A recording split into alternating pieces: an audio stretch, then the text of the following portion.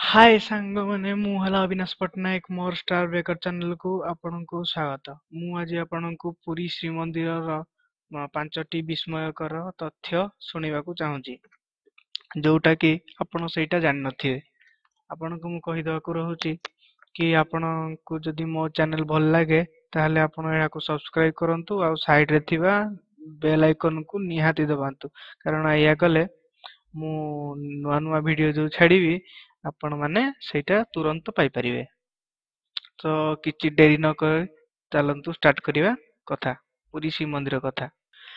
पुरी श्रीमंदिर रे प्रत्येक एकादशी दिन पुरी श्रीमंदिर बाना नीलचक्र बाना राति अधरे 12:30 गोटाए बेले निया जली जाए। सेटा ठाकुरंकर विस्मयकर तथ्य हेले एटा बहुत लोक जानि नथिबे।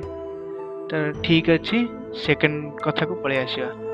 द्वितीय रे महाप्रसाद जो तैयारी हुए से महाप्रसादटा माने केते बेले भी नियंट पड़िबोनी सब बेले लोक माने सेटा आराम रे खाइबे। जदि अल्प भी रोषेई हेतिबो सेटा भी खाइबे हेले नियंट किछि पड़िबोनी काहा को भी केभे भी नियंट पड़िबोनी। आ तृतीय रे हला पुरी श्रीमंदिर रे अबड़ा जो तैयारी हुए सेटा जणे लोक ही तैयारी करिवे। जणे लोक तैयारी करिवे आ सेटा अबड़ा हांडी को हांडी ऊपर थाई तैयारी हबो आ सभा लास्ट पर सभा ऊपर हांडी जोटा थिबो सेही जिनिसटा ही आग ही हबो। आ चतुर्थ रे हला पुरी मंदिर रे केते बेले पुरी मंदिर टॉप माने सभा ऊपर केते बेले भी पारा काउ केते बेले भी से नीलचक्र बाना ऊपर केते बेले बसिबेनी तळे बसि पारंते हेले ऊपर टॉप रे केतळे बसिबेनी कि उड़ीबेनी।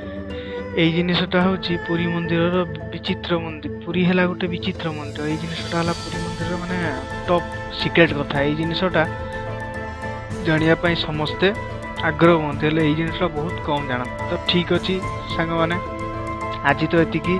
आपनको जदि ये वीडियो भल लगे ताले लाइक करंतु और सब्सक्राइब करंतु। या परे आपण कमेंट रे जो वीडियो कहिबे मु सेई वीडियो ऊपर ही बनेइबी। मो सेई वीडियो ऊपर ही आपण जो वीडियो भी कमेंट करिवे सेई वीडियो ऊपर ही मु वीडियो गोटे बनेइबी आपणकर निज माने जानिबा पई। तो थैंक यू दोस्तों, बाय।